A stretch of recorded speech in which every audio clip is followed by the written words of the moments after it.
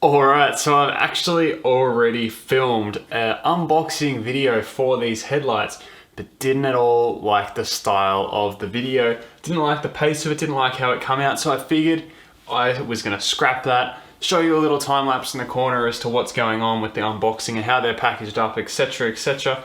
And in today's video, just quickly go over my new lights for my Mark IV Bora or Jetta, depending on where you're from. These are FK Automotive headlights. These are cheap, definitely cheap headlights. However, so far, I mean, they're not in the car obviously, but I'm really happy with the quality of them. They look and feel very nice, and I'm keen to actually have them in the car to see what sort of improvement they make. So why did I choose these over some of the other options out there? Well, of course, price plays a massive part. These cost me about 280 Australian dollars. Convert that, I'll give you some couple of conversions up here.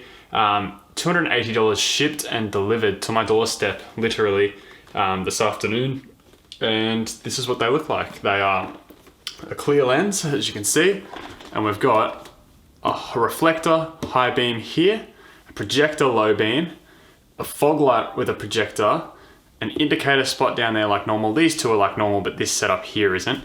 And halos, and the park is up the top, and there's a daytime running light down the bottom in the middle. So, absolutely awesome upgrade. The Mark IV Bora / Jetta is renowned for having shocking lighting. Mine I wet sanded, compounded, polished, added a protectant and a wax coating over the top, and they're still turning yellow 3 weeks later, unfortunately. So I'm glad that I purchased these to replace them. It's going to be a big welcomed upgrade. Plus I'm very interested in improving the lighting at nighttime. I live in a rural town, and I do a lot of driving on rural roads late at night, on the freeway, and I really want upgraded lighting for that, something that's going to give me just a bit more lighting and brightness on the road.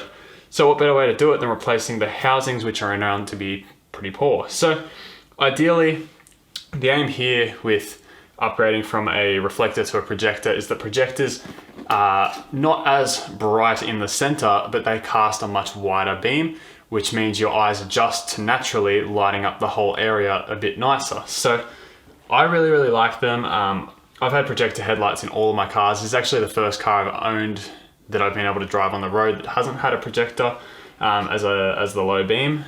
So I'm glad to finally have that back.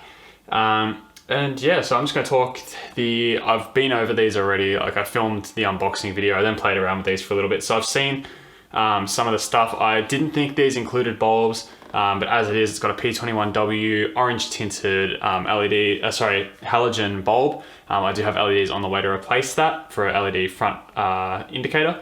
The fog light bulb is already in there. It's just a no brand H3 bulb. And then the low beam and high beam come with Osram H1 bulbs in them to begin with, which I think is absolutely awesome. As well as that, we have our halo rings around the headlights, and on the bottom here you'll see I've sort of made a jumble of the wires.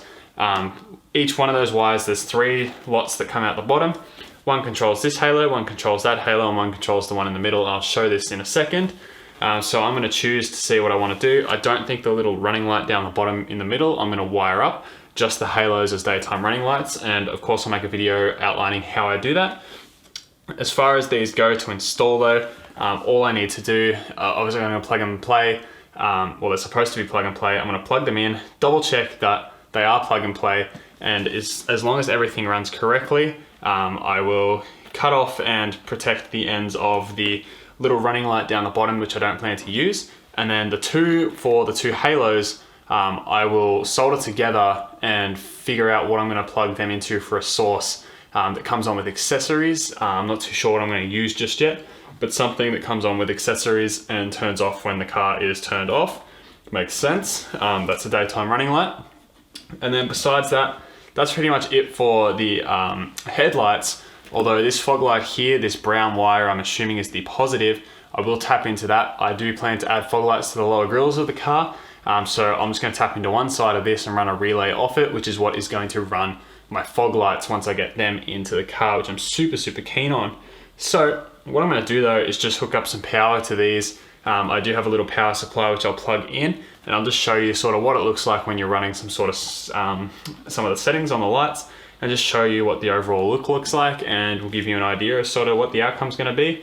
My bumper is getting repaired tomorrow. The front dent is getting removed, as you'll remember from the original reveal video. I'm not planning to install these though until I get my bottom fog lights, so I can do all of it in one hit whilst the front bumper is off. Regardless though, let's show you some of the lights and how they work. Alright, so here we are with our headlight here.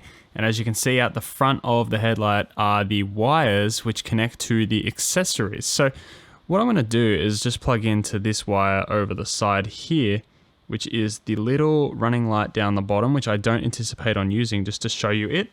I power up my power supply, and as you can probably just see, let me turn some lights off. As you can see with my room lights off, it's just a little running light in the middle which lights up, and I really don't like the way this looks compared to how it can look with just the halos running, which I'll show you now. So here we are here with just the halos running now. I know a lot of people are going to say, well, it's not a BMW, you shouldn't have halos.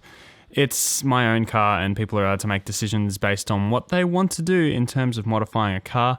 And I want these halos as my daytime running lights. I might change that in the future. I might put a kill switch on it so I can turn it off when I wish to. But for now, I really want to run these because I think this is sick.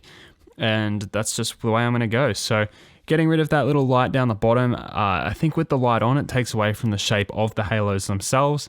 And with just the halos on like this, it looks the absolute best.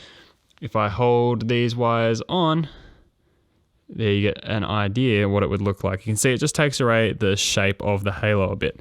That looks much better with it like that, and that's exactly how I'm going to run these as daytime running lights.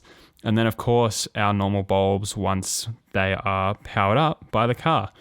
I can show you the indicator running and I can show you the fog light running, but my power supply doesn't really have the power to power the high/low beam, but I'll give it a crack for you. So what we're connected to now is our fog light. And just to give you an idea of how a projector works, you can see that super clean cutoff there, which is going to give a very, very bright light below the line and not blind any other drivers on the side of the road. I just really like this style. I probably sound like I'm fanboying over it. I just think it's the best way to do headlights without doing obviously super expensive matrix LEDs and things, which are just not simply a possibility for a platform like this. It's really something you get on cars, that are only a year or so old at this stage. But as this stands right now, I really like this projector fog light. What I'll try and do now is power up, see if I can if the power supply has enough power to just put a couple of volts to the low beam as well. So you'll see that that's a projector as well. And in searching for the projector low beam, I've actually found the indicator. And as you can see by the beam pattern on that, there's no projector at all. It's just a massive lump of light straight out in front of the car, which is great because that's what you want an indicator to be. You want people to be able to see it, and etc, etc. But that just goes to show you when you compare the two, as to the beam pattern on that is a bright, it's probably a little slightly overexposed for the camera. There's a super bright area just there. And besides that, it's just a massive field of orange. So I'm going to continue to look for the low beam, but I just thought I'd point out that just to compare the two. And continuing on with my search, I have found the Parker. Funnily enough, these headlights, which this is something I found very surprising, they included an Osram bulb for the low beam, an Osram bulb for the high beam, a decent bulb for the fog light, a nice orange indicator bulb, and no Parker. For whatever reason, the cheapest possible bulb they could have put in, they didn't include. So I've just stuck a halogen Parker in for now. Temporary, but just wanted to make a note of that for the video's sake. Again, going to continue now to look for that low beam. I'm just playing with all the wires, grounding it out and touching all the other pins, and we'll find them eventually. So please keep in mind in this circumstance here that fog light is a 35 watt bulb, that indicator is a 21 watt bulb, and the main headlight bulbs are 55 watts.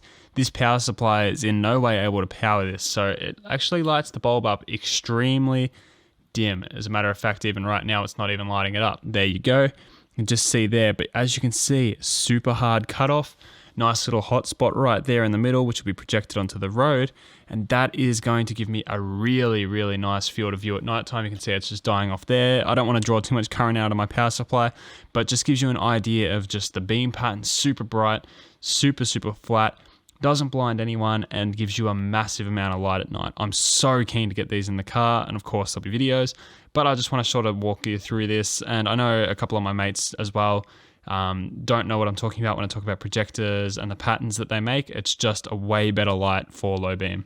And because that projector low beam is separate, the high beam can be a much more direct spot, which is really, really good for lighting up distance in advance. Again, 55 watt bulb, no way the power supply can power it. But as you can see, as it slowly lights up, we've got a really, really focused spot there. Now, just keep in mind, looking at my power supply, this is currently capable of feeding 1.4, 1.3 volts to that bulb. So of course, nowhere near the potential of the bulb, but just giving you an idea of the beam pattern, where it's focusing hot, and exactly what that's going to deliver once we're actually talking on the road with a car with a very, very high amperage battery and an alternator charging it constantly that can supply a constant 55 watt, which I think is about 5 amps to each bulb. This power supply definitely can't, but a car definitely can. I'm just keen. It's really going to make a massive improvement. The other thing too is with that super high spot on the high beam, I can run the fog light as well to light up the immediate ground, and that the high beam light can light up in the distance. It's just going to be a total massive improvement. Super keen to get them in the car.